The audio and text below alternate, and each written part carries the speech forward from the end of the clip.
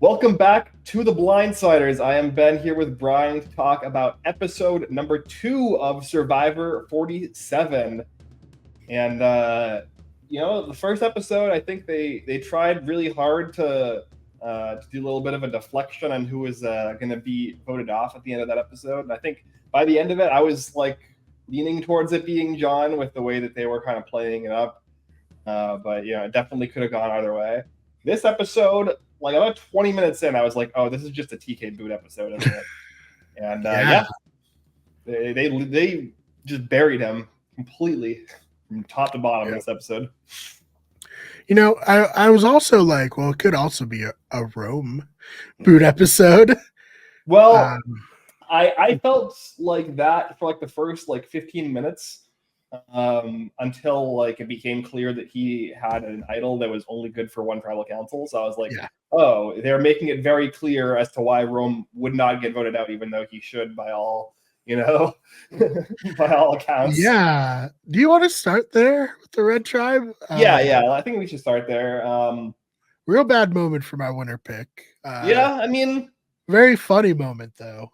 Yeah, definitely. I think I don't know. I think my first thing that I want to talk about is kind of a complaint that I have so far with the season, which is a lot of telling and not showing, and it's especially with a lot of these kind of interpersonal relationships, where, and we see this as well on Gata with Sam and Sierra, where I thought it was especially bad there, where Dan was like, Sierra, love her, number one, never want to do anything without her. Exactly. Okay. I think it was definitely more egregious there for sure as well. Yeah. But even here, right, everything we've seen from episode 1 would lead me to believe that that Rome would tell Genevieve, because that's kind of what we had set up in episode 1. Right. And when Rome was like, yeah, I'm going to tell the person I trust the most on the tribe. And Teeny, I was like, wait, what? It was Genevieve's turn to not be in the episode. Yeah. Just like it was Saul's turn last week. This week it was Genevieve's turn to just be completely invisible. Yeah. And then we turn around from there, and Teeny's like, okay, I'm going to rat out Rome, and I'm going to do it to the person that I trust the most. Keyshawn. Wait, what? Yeah, that definitely was out of left field as well. Like, what? Okay. I was like, Rome we set up with Genevieve, and then Teeny we set up with both Genevieve and Asia. These things aren't adding up. Somehow, even with 90-minute episodes, not enough time to show us everything, I guess. Yeah. So that's kind of my complaint, I guess. I think we're spending too much time on the idol hunts and not enough time on literally just show it a 2 to 3 minute conversation between two people talking about their lives, or them connecting over some commonality between them. Thank God for Gabe getting the idol hunt out of the way in episode 1 for us. So we could actually have some interpersonal struggles on the Blue Tribe. Yes. I think the Blue Tribe has been a lot better about it. Partially because they actually had, contentious vote, and so the show had to explain that vote. But the other two tribes, I just don't really know what the structures look like, or what the actual interpersonal dynamics look like. And I hope that changes in the next few episodes. But it's very interesting, because I don't know why Rome trusts Teeny more than everyone else. Nothing has been demonstrated as to why that's the case, and I don't know why Teeny would choose to she's my winner pick. Obviously, it's all about me, is what I assumed while watching. Again, this will be good for me, but it wasn't that good for me. It wasn't that bad either. It was just more of a whoopsie, that happened. So do you want to talk about that moment? Yeah, go ahead. I think my takeaway here is all of the decisions in the scene by everyone were bad, but it probably won't matter, right? Because Rome has no social capital, and he also has an idol that he's going to play at the first tribal he goes to that everyone will know about by the time that happens. So it's unless they just don't go to 2 pre-merge tribals and Rome survives until the merge off of the grace of them winning challenges, this is unlikely to have like long-term ramifications. Mm-hmm. Yeah, no, I thought a very funny framing of the okay, well, look, and then the cameraman positioned himself like perfectly to be able to get the wide shot of Rome coming up. And while I was watching that, I was like, oh yeah, this is why I watch reality TV shows. This is perfect. It wasn't a big blow up, of course. It was just like awkward by everyone. And I do wonder if it influenced Rome's decision to just be like, fuck it. Just one tribal idol. Clearly, I'm on the outs even more than I thought I was on the outs. Yeah, I think good call there. Yes, I definitely agree with it for him. I don't know. We'll get to with Sam later in the episode, but I don't know if I agree with that. But I think for him, like he's like, oh yeah, I think I'm going to be using this idol the first tribal council. Yeah, no matter what. So might as well. Yeah, might as well just not do extra work to extend a life of an idol I don't need. And maybe if he is at all suddenly competent after 6 days or 5 days, however long they're out there after this episode, maybe it's enough to get him into a spot. I mean, look at Andy, right? He survived one tribal council. He might, if he doesn't get in his own way, get even further. He might make the merge. He might be able to recover in spite of himself. And if he is able to recover, I mean, we've seen plenty of players who seemed completely dead in the water from the very beginning, and they were able to just like hang on enough to get themselves into good positions. I mean, watching South Pacific way back, it was like, oh, Cochran, so fucked. He hung on enough to betray his tribe, but it got him a whole nother season that he won. So maybe Andy is going to win Fans versus Favorites 3 is what I'm saying. Sure. Maybe Rome, who knows? Yeah, definitely what we're doing is we're setting up for Andy winning season 50 Legends, really. Yes, of course. Yeah, but yeah, no, it was just funny. And then you talk about burying TK in the edit. They really buried Rome in this edit, just like Asia complaining about him so much, and then like them using the most embarrassing clips, like, oh, I could have gone pro, I could have been a rapper. It's like, dude, oh man, the dancing. Yeah, the dancing is just like, feel bad for him, Yeah. I love I could have gone pro, and then when did you stop playing? I stopped playing in high school. Yeah, no, same. Yeah. Could have, but just didn't actually have any real chance or will to pursue it. I just feel bad for Rome after this episode. He's just clearly incapable of feeling out how everyone feels about him, and then it's just like getting worse and worse. So we'll see what happens there. Yeah. I don't know. I've been trying because he's a caster for Professional Rocket League. In case that I don't think it's come up yet. Yeah.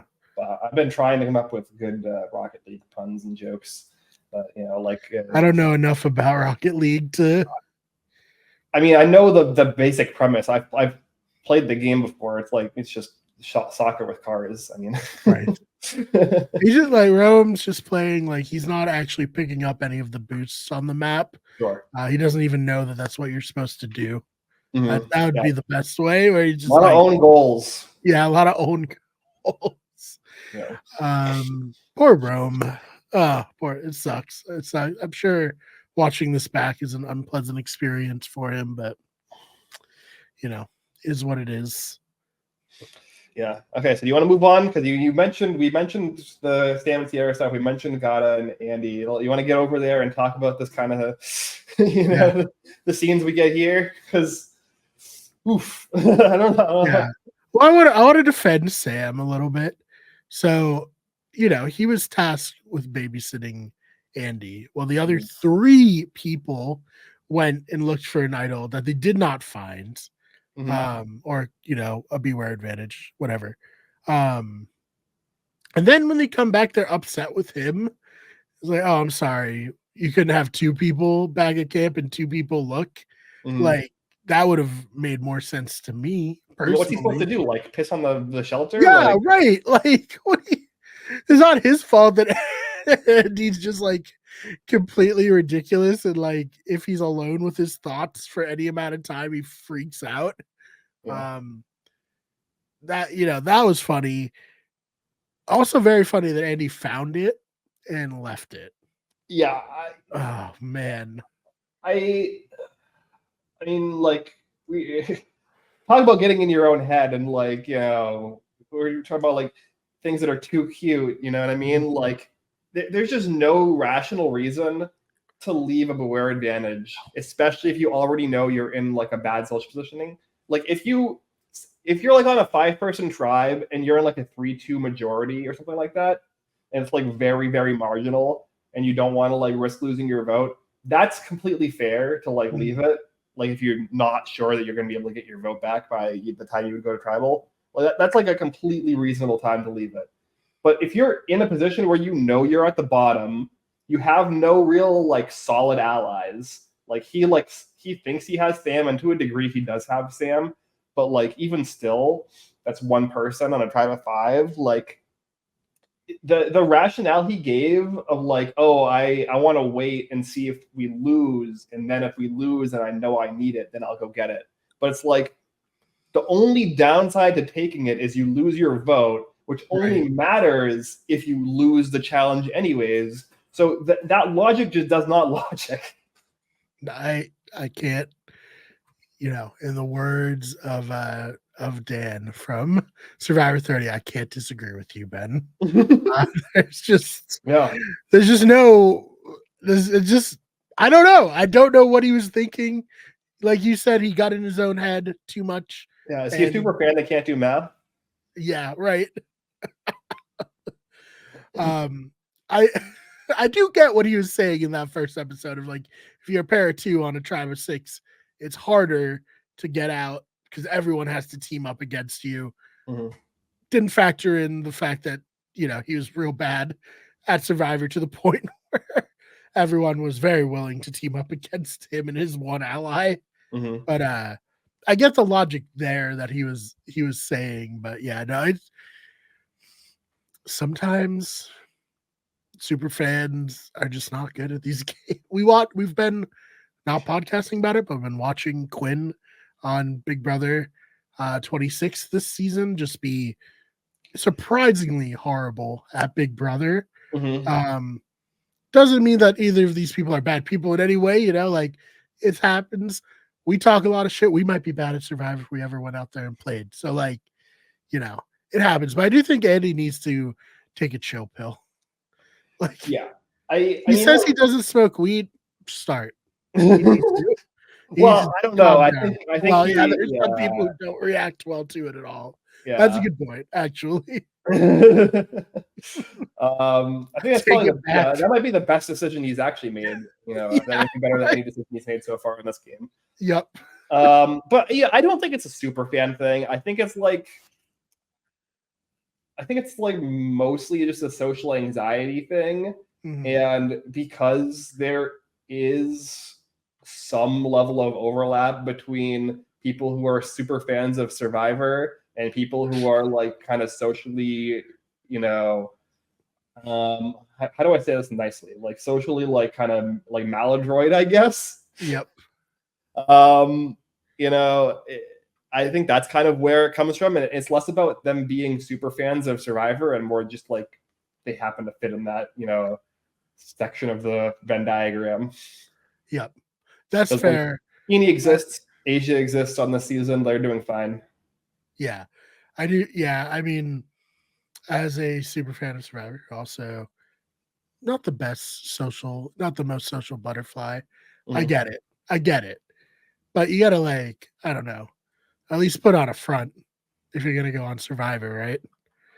At least like, I don't know, you gotta get in the mindset of like, I am socially active and good, and I'm going to portray that Yeah, you have to treat it like a game. Like, Yeah. I think that's the way, that's at least for me when I've played these games, the way that I'm able to kind of get over a lot of like my intrinsic kind of social anxieties. Because like, yeah, I'm like a very like on average more quiet and socially laid back person in just like normal circumstances. But when I play these games, I'm usually way more socially aggressive and like talkative and engaged. And it's because I come in with like the mindset of this is a game. In order to play the game well, I have to do these things. I have to like act these ways. So I think that like if you're not coming into Survivor with either innately good social skills or the like pre-understanding that you're entering a social game and you have to do certain things a certain way, then this is just going to be the result. Right. No, I think that's well put. I think it's a game. It's a game. Like you said, everybody there is going to be probably a little, either awkward or like super type A, but you're all playing the same game. You're all living in the same society, as they used to say. Like you can pretend to be something you're not in this 18-person society. Mm-hmm. Yeah, it's encouraged even. Mm-hmm. Yeah, right. Not everyone is Sam, who seems to be very socially confident and like, has a very attractive personality that people gravitate to. He is someone who's like a type A individual, probably in real life. I mean, you're a sports reporter. You can't be socially awkward when you're like trying to get players to like answer your questions, talk to you, make, rapport with other reporters and players and agents so that you can get the scoop. Like actually underrated, probably an amazing job to have on Survivor. Being a sports reporter, especially someone who's like going to games and like trying to get like inside scoops and stuff. I agree. I think Sam's been doing very good. I will kind of see how it plays out, but like the way he's positioned himself, we can talk about that now because like that's kind of plays off of the mistake that Andy made. Is Andy's misfortune is Sam's fortune here, where he ends up finding the war advantage. He takes it. He finds the idol. He ends up finding it with Annika, unfortunately, or finds the original advantage with Annika. Annika tells Rachel, he tells Sierra. So basically everybody knows except for Andy that he has this idol by the end of the episode. Right. But yeah, he probably also kind of like, I gave him a little bit of flack for taking the one tribal idol, but I think it kind of makes sense if like 80% of the tribe knows you have it, you're probably going to want to dump it as soon as possible anyways. So yeah, I don't begrudge him for taking the one tribal version. And I think he probably could have handled the conversation with Sierra a little bit better because he kind of just like told her, yeah, I'm going to try to save Andy and we're going to go with them. And then she's like, oh, okay, I guess. I don't know if I like that idea. What did you think of that? Where he like clearly had been like, okay, that's my plan if I find it. And then just like, instead of like doing a soft sell or trying to like get her to like think, it's like her idea, which is more like a more classic Survivor thing. He just straight out was like, this is what we're doing. I don't mind the hard sell like in a vacuum, but I think doing it here when they're not going to tribal and there's like a bunch of days, there could be a tribe swap. They could just never lose a challenge again. Like there's a lot of things that could happen in the next, 3 to 10 Survivor days that could make this retroactively play out badly. I think if he was going to do this hard sell thing, he probably should have waited until they lost the challenge. And then he goes up to Sierra and is like, I want to save Andy with my idol and take out, I guess, probably Annika. And we get a preview next season of Annika like confronting Sam and Sierra. So maybe it kind of will accidentally work out in Sam's favor now that with that being the case. But I think that there was a lot of opportunities for this to go poorly.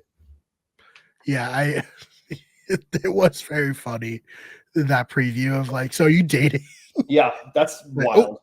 Real. Man. I mean, look, I had 3 people on my short list for my winner pick, and TK was one of the 3. So I at least didn't you dodged that 3 times in a row. I dodged. The other one wasn't John, right? The other one was Saul. Okay, yeah. Teeny was the person. Like, if I had a free reign, right. I would have picked Teeny. But after Teeny, my 2 through 4 picks were Saul, TK, and Annika, and I ended up picking Annika. Which maybe I'm able to move up from second boot to third boot now based off that preview. Yeah. Oh man, but yeah, we'll see about that. But I didn't love the hard sell. I think in Survivor you have to be so delicate, and I know it's not the same where like back at 39 days you have time. You have time to like plant the idea, let it grow, water it, and then like almost get to the point where like the other person thinks it's as much of their idea as it is yours. 26 days is a little shorter, but I don't think it's that short. I think you can still like finesse it a little bit, right? Yeah, I mean, like I said, right, the options are either you do a soft sell starting now, or you do a hard sell but you wait until you lose. Those would be my 2 options I would look at. I think doing the hard sell now is extremely risky. It looks like it's probably going to be okay because Sierra in confessional did say like, I don't love the idea, but I'm going to do. I'm locked in with Sam, and I'm just going to do what he wants. Like I would rather make a bad move with Sam than like a good move without him kind of vibe. Yeah. So it looks like it's probably going to stick, especially with like what we said with in the preview next season, Annika confronting the 2 of them. Will probably lock her down even further with Sam. But yeah, I think that the hard sell without a guaranteed tribal council is like really, really high risk. Agreed. So we'll see what happens, and I'm excited for Andy to potentially slip by. Everyone wanted to write him off. I love Sam's positioning either way. I think he's probably one of the top 3 or 4 players in the season right now from what we've seen. Yeah, agreed. All right, let's talk about the Blue Tribe, which I thought was super entertaining tonight. Just like really good. And what was most interesting was the Kyle, TK, and Tiana alliance seemingly creating a 3-person like adversary alliance out of necessity. None of them really seem to be like too keen on working, with each other, all things being equal. But once like it became clear that 3 might happen, the 3 of them were just like, okay, let's do this, which I thought was super interesting. Yeah, I mean, I'm glad because like the things that Caroline was doing and saying kind of at the top of those conversations, like I understand the inclination to be like, oh, we don't really have a social rapport. Yeah. So this kind of feels fake. But I think at the very least, she eventually had some amount of self-awareness to realize that she was not like in a greater social position to be like, like at that point, like a beggars can't be choosers kind of situation. Yeah. You know what I mean? Agreed. Yeah. And I think too, she was just like, okay, maybe he's playing me, but to what end? Like, how would it wouldn't make sense for him to be playing me. He's being so upfront. So I think he just like is being upfront and like honest with me. Yeah. And it's probably a situation too where like I don't know how many other people have approached Carolyn that way in terms of like trying to form something. Yeah. Like it didn't seem like TK did, or Kyle maybe even. Like I don't know. Like I don't know if those two would like even really put any effort in with her. So it's like kind of a situation of like, well, nobody's putting any effort in, and like Gabe is at least like starting to pretend to put in some amount of effort. So like probably just have to take what I can get at this point. Yeah, no, I thought it was super interesting to watch how that formed. And like Sue seemingly was the same thing. Like nobody else is going for me. These people want me. I'm gonna go with them, you know? So I have a question for you, Brian. Do you think that Gabe is doing Russell Hantz 1.0, but with social tact. It is similar, I think. It would be interesting to see him on a 9-person tribe like they had in Samoa, if he could be equally as effective. But it definitely seems like everybody on this tribe, except for Kyle and TK, who did seem to like have like a friendship, everyone's just kind of like, oh, we're just like on this tribe with these people. I don't care too much for them. So for Gabe to be like, we're together, like the three of us are together, because no one else has like these strong social bonds, it's working, you know. And that's kind of what Russell did, where he's like, I'm working with this girl, I'm working with this girl, I'm working with this guy, we're all working together, okay, but this is it. And everyone was just kind of like, okay, that works, like, for me. So I do like that. I like the not as, derogatory version of Russell Hantz, where Russell was like, my dumbass girls alliance. Gabe isn't like that. Well, that's why I said with more tact, because I mean, some of the things like Gabe was implying kind of similar vibes without like as direct of language, where he was like, he was basically like, if I drag Caroline and Sue to the end, I win. Like, just throwing me the check. Like that's kind of the same sort of vibe of what Russell 1.0 was intimating, which is like, I am the life vest for these women. They're my what was he like, my baby birds or whatever that I'm like taking care of. It is a little bit like kind of like infantilizing. Russell like maybe had like one confessional where he talked about like, I think it was Jason, in a way where he's like, Jason's really like smart and like with it. And then he immediately got like really weak. And he's like, well, he's actually a little bitch and I can't work with him because he's dying. Yeah. But everyone else, he was just like, they're dumb. They're fucking idiots. Like, I'm actually the only smart person in Samoa right now. I'm the only one running it. So, maybe a little shades of that from Gabe. So we'll see how long he can last. And immediately, blatantly looking for an idol. Yes. Which, not game changing, but like, very of that era. I'm just like, I'm gonna look for it, I'm gonna find it, and now I have it, and you have to play against me. And playing against someone with an idol in a tribe of 6 is a lot more difficult than a tribe of 9, Yeah, and the only person to have it for more than one tribal council, so he still has it for 2 more tribals. So yeah, so it'll be interesting. I like Gabe. I think he's interesting. I did laugh very hard at him dropping the box down the hill in the first episode, but maybe that was like a rough start to finish stronger. All right, so you want to talk about TK then? Yeah, unfortunately for TK, he just didn't vibe with people. It didn't seem to, I don't know, he seemed to be like, I don't really have to put in work socially with people because I'm so strong. Like, they'll never vote me off, which is very old school Survivor thinking. Yeah, I mean, like, I think even an old school Survivor setting, what TK did wouldn't really work. Like, we even like kind of saw like as early as like Marquesas with like Hunter, right? Like, and Hunter is way less abrasive than TK.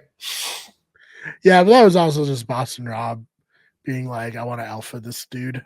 Like, I want to be the leader, and this guy's in my way of being the leader, so I need to cut him. Yeah, well, I think a lot of it too is the like kind of implication that TK is riding on, which is people want him to be the leader. Or like people see him as a leader, and that's like the role that he has to take on. And like it's his like duty to be the leader for reasons, I guess, because he's got an ego, and he sees himself that way. Yeah, I have to say the one thing that really annoys me about TK, it annoys me about a lot of people, is like I hate losing. Yeah, no one likes to lose. Like no one's like, yes, I love when I don't succeed at something. Just really gets me pumped. Yeah. It's like you're not the first person to not like losing. Yeah. Like you need to chill about it. You know what I mean? Yeah. And Yeah, what are you, no, Tom I Brady? think, No. So like you've lost a lot. Like he's maybe the one guy who's like, and Michael Jordan, you know, who like I hated losing and I did everything in my power to be the best winner. You know, the rest of us we might hate losing, but this is a fact of life. I mean, look, Brady lost plenty. Yeah, he lost 3 Super Bowls, so Yeah. not even like him. everyone loses. Like it's basically impossible on Survivor to get away with not, not losing at some point. You're going to Joe lose. It's Anglim back to the game. The game is designed for you to lose it. Yeah.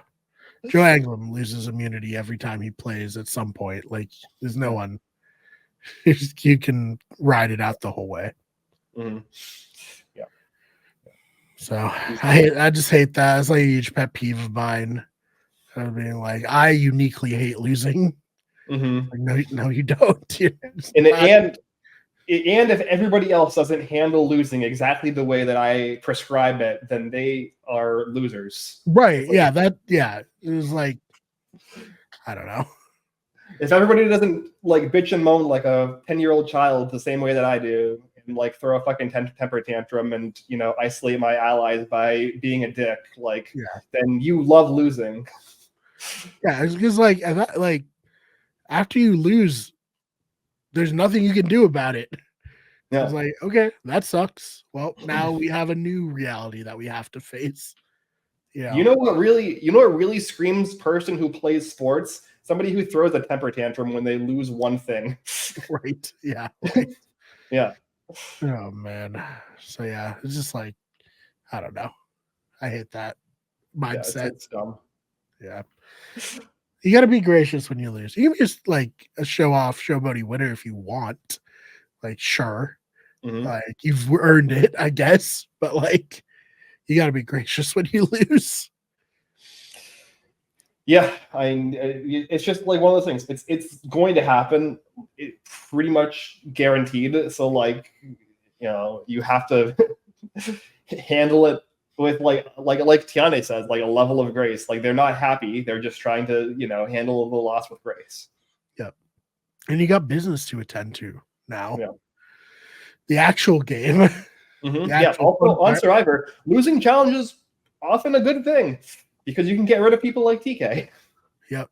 Or, I always say you got to at least go to one tribal to like firm up your alliance. Yeah.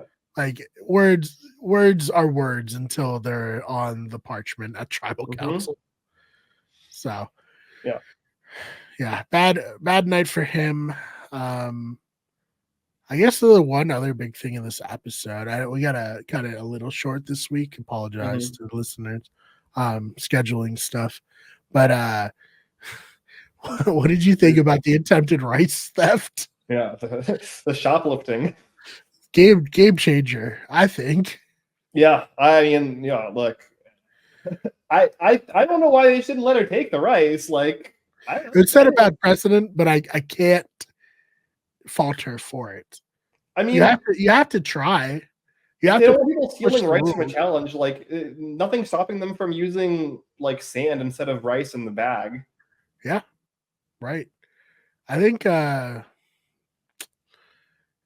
Less egregious than letting someone double up on an immunity challenge on someone else. I thought that was much worse, and Jeff let that ride. So, and if Liz had assumed that she couldn't do that last season, then maybe they don't get blanking on the name. Kenzie, not Kenzie, Maria out at that point.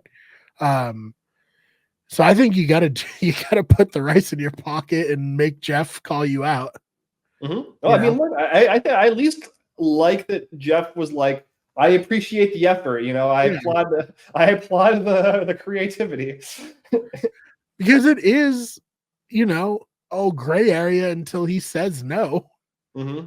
Oh, yeah, I mean, like, there's no rule against that a dog can't play basketball, right? So dogs can't. Yeah, there's no rule against it. Now we Mhm. know. Now we know you can't steal the rights from the challenge, but we didn't know for sure before this.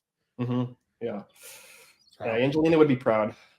I think so. Mm-hmm. I mean, I don't know how it's going to look to all the other castmates. Are they going to look down on her for trying to steal rice? I don't know. I wouldn't. I would think that'd really funny. Yeah, I would be like, yeah, why didn't I think of that? I know, that's the same. Like, man, all right. Yeah. Like, she's a hustler over there. Yeah. But yeah, I don't know. I really enjoyed that. I'm enjoying Rachel. I hope she goes far. Yeah, I mean, that's kind of the thing. Like, I like everybody on Goddess. I just kind of want them to not lose anymore. Yeah, and people are saying like the Yellow Tribe's curse. It's like, all right, let's. Lulu was bad, but I feel like Lulu's an outlier. That first, was it Yasa? That first Yellow Tribe, they lost the first 2 challenges, then they won the rest. Like, I don't think there's like, people are saying that Yellow's like a historically in the new era bad tribe. I don't know if the numbers like support that. I mean, on that season, Yasa was definitely the weakest of the 3, right? Yeah, but they still won like 2 immunities. Yeah, no, they didn't get decimated the same way that Lulu did, for sure. But like, they still like the addition by subtraction, where it's like, we'll just let Xander win the challenge for us. Yeah, which that worked. Mm-hmm. So I don't know. I think like, I know like Orange is historically the worst because they use a lot and like, you have a lot of bad tribes, but they're dragged down by like the fans' tribes both being Orange in their seasons, where those 2 tribes were never gonna beat the favorites in like most of the challenge, or Malolo being like Malolo historically really hard as well. Yeah. Was it Ravu? Which the have not tribe in Fiji was the Orange tribe, right? So they're like specific situations where it's like, that's an outlier. That's not going to be like the case. Like, there have been Morgan and Drake finished even, like, it's not like that changed. Like the Braun tribe was one of the better tribes on that season, so I don't buy into these, like any of the colors are cursed in any way. Well, yeah, no, I mean, like any curse, anytime anything say curses, it's just like people coming up with patterns to like say something funny, right? Like, right. I don't think anyone legitimately believes in curses other than like maybe, I mean, I'm sure some people do, but I don't think most people who talk about these curses legitimately believe in them beyond just like people recognizing fun patterns. And like, I feel like, curses like records, they're meant to be broken. Like, you want to be the person who breaks the curse. Yeah. That's the fun of it. So yeah, it's like what Tucker tried to do. Right.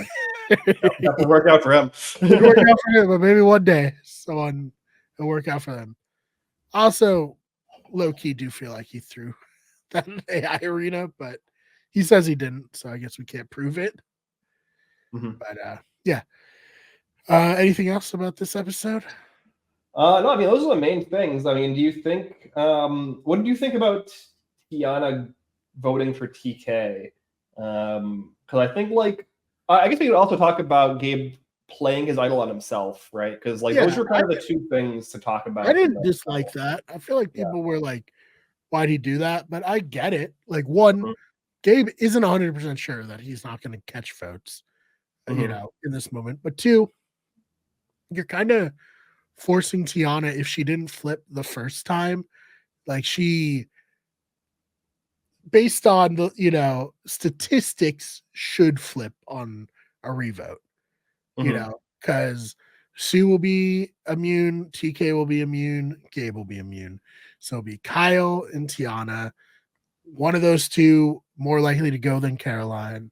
So yeah, she still would have had a 1 in 3 shot, but like, that's more than 25%. And then long term, if Kyle goes, that's just as detrimental as if TK went. So the whole reason to try to do the rocks in the first place was to keep your 3-3 person. It just, to me, it just made sense to like give like a little edge that like this is going to work out how Gabe and his alliance wants it to. Okay, so you don't like you prefer that to just playing it on Sue? I think there was like a little bit of his in the back of his mind, like I might be the one catching votes. Yeah, and if I play it on Sue, it will look bad. I could understand from an optics perspective not wanting to play it on Sue because it would like create like a mental pair between the two of them and the rest of the tribe. But like I don't really see the logic in like it could be him because like where are those votes coming from if it's him? Well, it's not only the votes, but it's also the rock. Sure, no, I understand with the rock as well, but like there isn't rocks if he plays it on Sue. But I just don't know if he was like sure that it was Sue or that was him, Well, but like if it's him, right? Like, isn't he also just safe from rocks because either Tiana flips and he's good, or like he's the one get votes? Yeah, so I definitely get you. Like if it's because if it's 3-3, then it's the same as playing it on Sue. If he thinks it's going to be him. Yeah. Was he confident that it was gonna be 3-3 at all? Like, was there a part of him that was like, I don't know if Carolina and Sue are 100% with me? Sure. Like as much as I want. I think it's a safe play because it works on a few different levels. That's fair. I think that's fair. Yeah. And you don't want to be the first person voted off a survivor of your tribe, anyways. Yeah. So I get the inclination. If you're gonna play the idol, play it for yourself. Mm-hmm. I'll never say anything bad about someone who plays an idol for themselves, well, even if they don't need it. Oh, I mean, especially after last season, Yeah. Right? Yeah. That's a great point. Yeah, I mean, like, I'm not. I would definitely be like less hard. I'm not trying to be hard on him, right? I was trying to understand the reason. Yeah. In my book, the only bad idol play is holding on to it and getting voted off. But yeah, I think I think he wasn't 100% Tiana would flip. He didn't want to go to rocks, and then he wasn't 100% that it was going to be 3-3 at all, and maybe it was going to come on to him. I think those are his like levels of thought there. Yeah, I mean, it worked out regardless. TK went like, he has a 3-person majority in a 5-person tribe now. Like he's probably the odds-on favorite to find an idol if it's rehidden, given how aggressive he is with them. So, like, I mean, Kyle after this blindside is probably going to be looking pretty hard. I would imagine as the very obvious next boot. Especially like he was like legitimately like bamboozled. Felt bad. Like TK was walking out, he was like trying to like wrap his head around what was going on. Clearly. Yeah, I feel bad for Kyle. Clearly a man out of time in Survivor. Where it's like you would have been so fucking good in the preseason 20, makeup of Survivor. Don't know if you got what it takes for this version of Survivor though. Yeah. So, we'll see. Yeah, we'll see. That's kind of all I had though. Yeah, I think it was a good episode. I think the season's been fun so far. I'm looking forward to the next one for sure. Looking forward to the double eviction tonight, Big Brother, and that's all I have as well. Do you want to plug anything before we get out of here?